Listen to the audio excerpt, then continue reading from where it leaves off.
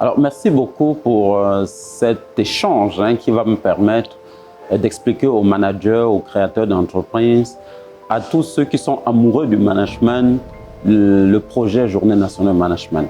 En fait, les Journées nationales du management, c'est une rencontre annuelle des managers que nous disons ambitieux. Ceux qui effectivement ont envie de connaître les nouveaux outils, les nouvelles technologies de management, de leadership, dans le but d'améliorer les performances de leurs entreprises.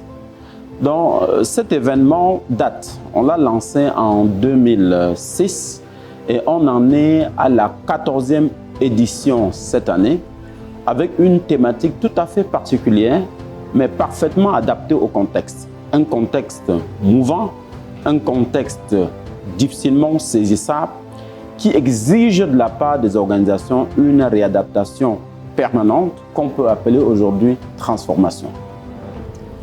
Mais cette transformation, pour qu'elle puisse avoir lieu, demande que l'entreprise soit dans de meilleures dispositions pour pouvoir innover. C'est pour ça que le thème de la 14e édition porte sur la gestion de l'innovation, la transformation des organisations et les performances des équipes opérationnelles. Bien, alors, le thème des Journées nationales de management se choisit par les participants de l'édition antérieure. Ça veut dire que ceux qui étaient là en 2022, quand on parlait du recadrage stratégique, ont fait des suggestions qui étaient tout à fait logiques. Je pense qu'elles se sont simplement dit, une fois qu'on a fait le recadrage stratégique d'une entreprise, une fois qu'on a défini à nouveau la direction où on veut aller et qu'on est décliné en axes fonctionnels, il faut maintenant se poser la question de savoir comment est-ce que nous allons mettre en branle l'ensemble des objectifs. Et c'est là où intervient la notion d'innovation. Il faut mettre de la créativité, il faut prendre des initiatives maintenant pour que les nouvelles décisions, les nouvelles actions qu'on va entreprendre pour opérer la mise en place de la nouvelle stratégie de l'entreprise, qu'elles soient des décisions ou des actions originales. C'est le lieu de parler donc de l'innovation. La seconde partie, c'est que cette innovation-là va permettre à l'entreprise de se transformer. En fait, l'entreprise qui doit s'adapter à un environnement qui change perpétuellement doit avoir une structure en perpétuelle mutation. Donc, c'est un changement permanent. Donc, ce choix a été fait l'année antérieure. Maintenant, quelle est la pertinence du thème? Je vous l'ai dit, en dehors du fait que les participants ont suggéré ce thème, il faut quand même dire que l'analyse du fonctionnement de l'ensemble de nos entreprises en Afrique centrale et surtout en Afrique subsaharienne, c'est que nous avons un taux d'encadrement et un effectif de cadre supérieur extrêmement élevé dans les entreprises. Mais quand en retour, on veut regarder la plus-value qui résulte de cette masse de personnes, on se rend compte que cette plus-value est bien inférieure à ce qu'on trouve dans des cultures anglo-saxonnes où on a pratiquement le 1/3 de l'encadrement que nous avons dans nos entreprises, mais on produit souvent 3 fois plus que nous produisons. Donc, en fait, il y a du gâchis d'énergie. Nous avons une masse de généraux et de commandants dans nos entreprises, mais qui en réalité ne produisent pas ce qu'on attendait d'eux. À tel point qu'au bout du compte, on se rend compte que, en fait, elle consomme plus d'énergie qu'elle n'en produit. Donc, il est question aujourd'hui qu'on se pose la question de savoir, cette Afrique centrale, ce Cameroun qui regorge de tant de potentiel, de tant d'intelligence qu'on retrouve pourtant à l'intérieur de l'entreprise, qu'est-ce qui empêche à cette masse de potentiel de pouvoir produire du bon résultat? C'est tout simplement parce que nous ne savons pas activer les processus d'innovation et de créativité. Or, vous savez très bien que l'innovation est l'ADN de l'entreprise offensive, à tel point qu'à niveau de sophistication technologique égale, de compétences humaines égales, l'entreprise la plus performante est celle-là qui sait innover. Donc, il faut pouvoir mettre en place de bons écosystèmes d'innovation, il faut avoir de bons styles de management de l'innovation, il faut savoir susciter l'innovation, analyser l'innovation, exploiter l'innovation pour propulser les performances de l'entreprise. C'est vraiment une occasion rare. On va parler donc de l'économie de la connaissance, de l'économie de l'intelligence, de l'économie de l'innovation. Toutes nos entreprises, celles qui sont performantes, celles qui sont moins performantes ou celles qui se créent, ont besoin aujourd'hui de s'approprier vraiment les bases, les principes, les fondamentaux et les outils d'innovation à l'intérieur des systèmes. C'est pour ça que pour cette thématique-là, j'invite nos chefs d'entreprise à être présents. C'est une belle opportunité. La seconde partie dont on va parler des transformations. Il s'agirait de voir de quelle manière est-ce qu'on va activer la transformation de l'entreprise pour l'adapter constamment à cet environnement qui change. Ça va nous permettre d'aborder quoi? La transformation culturelle. Ah oui, surtout dans les entreprises publiques. J'insiste là dans les entreprises publiques et parapubliques. Je pense que c'est une opportunité idoine pour qu'elle soit présente pour comprendre comment est-ce qu'on met en place une culture de la performance.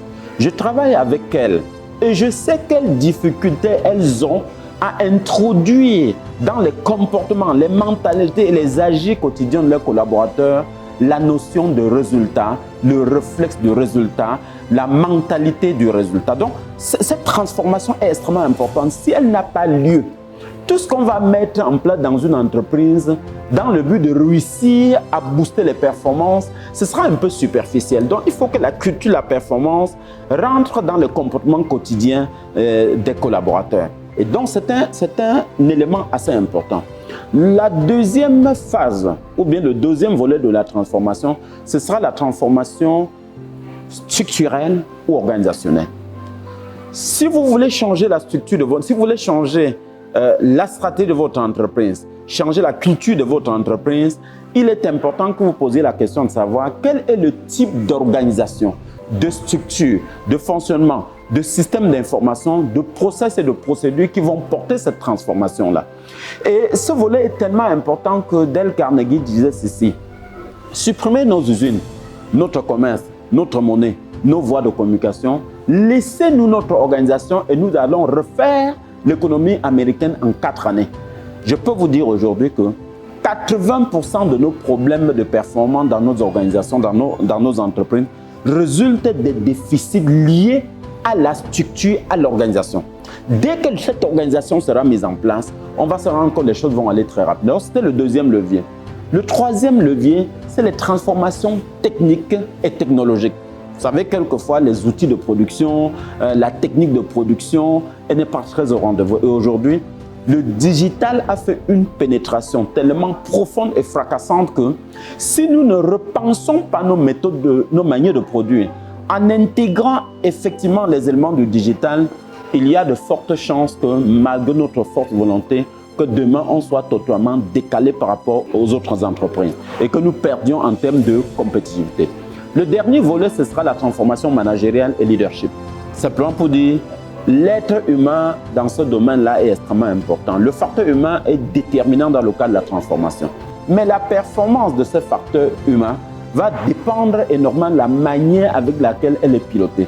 C'est pour ça que la dernière phase va porter sur les transformations managériales, les approches de gestion de changement, les approches de la transition à l'intérieur d'une entreprise, les questions liées à la communication de crise et ainsi de suite. Bon, maintenant la dernière phase. Si cette transformation est bien conçue, bien déclinée vers le bas, ça c'est le management supérieur et l'encadrement intermédiaire, il est important que le management opérationnel, ceux qui gèrent les équipes, puissent effectivement porter ce changement-là.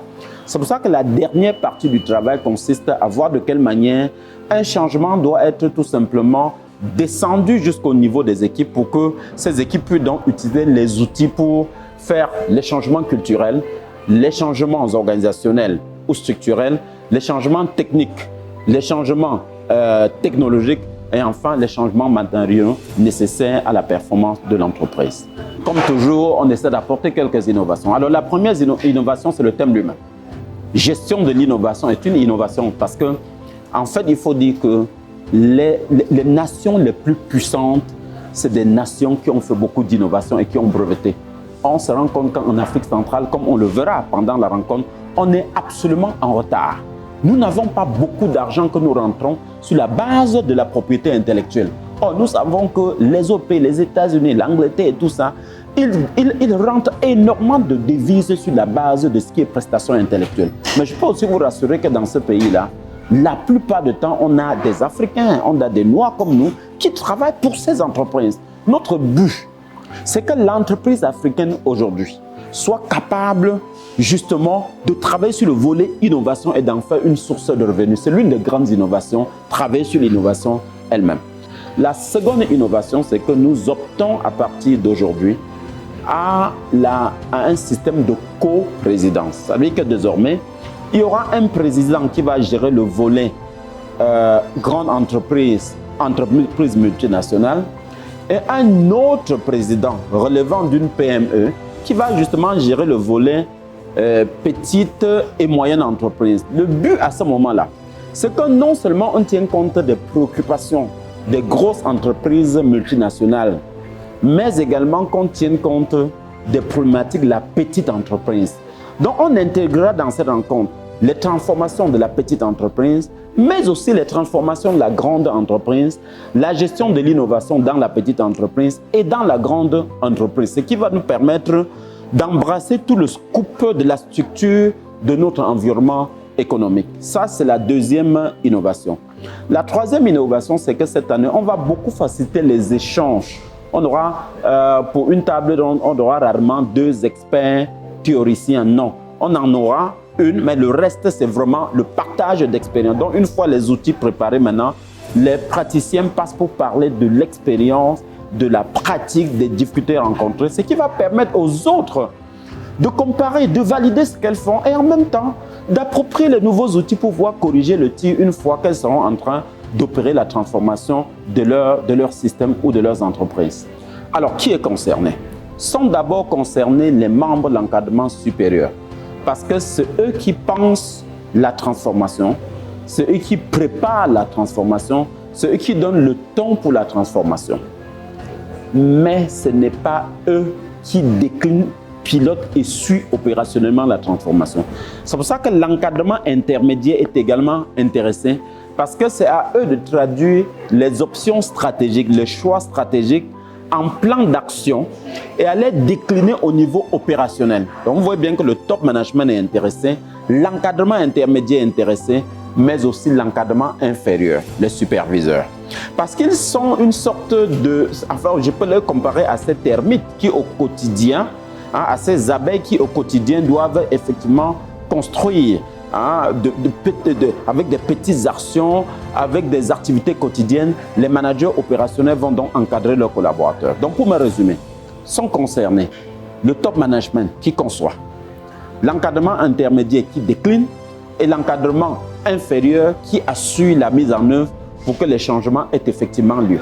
Mais on peut aussi penser aux experts, aux communicateurs et à d'autres personnes qui sont intéressées tout simplement par la science managériale. Je vais parler des promoteurs d'entreprises ici, grandes, petites, moyennes entreprises. Bref, c'est une opportunité pour tous ceux qui s'intéressent à la performance de l'entreprise. Quand on parle d'innovation, c'est vraiment le milieu des start-upers. Aujourd'hui, une start-up, c'est vraiment l'innovation, c'est la créativité. Et je pense qu'elle devrait venir pour comprendre comment on gère cet aspect innovation, comment on valide, comment est-ce qu'on protège, comment on en fait une valeur ajoutée.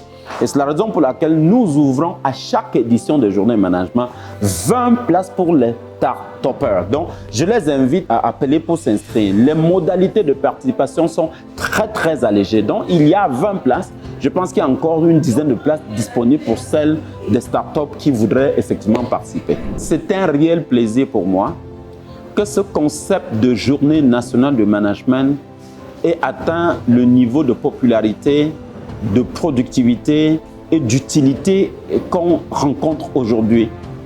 Je suis très content et la 14e édition que nous vivons aujourd'hui, c'est une édition Carrefour. C'est une édition déterminante. Tout simplement pourquoi? Parce que les transformations, c'est le chemin obligé. Si vous vous transformez tard, il sera très tard. Si vous transformez mal, vous pouvez rater tout simplement et vous trouver dans le décor. J'exhorte les entreprises à être présentes du 21 au 23 juin au GICAM pour qu'ensemble nous puissions aborder les questions d'innovation qui constituent l'ADN de vos entreprises et le principal facteur de performance d'aujourd'hui et de demain. Nous parlerions également de la transformation culturelle, managériale, structurelle, technique, technologique et même commerciale. C'est donc une grosse opportunité qui vous permettra donc de rentrer suffisamment outillé pour améliorer la performance de vos entreprises et assurer la pérennité à travers des générations. Les Journées nationales du management, le rendez-vous annuel des managers ambitieux. Un événement Balès Conseil.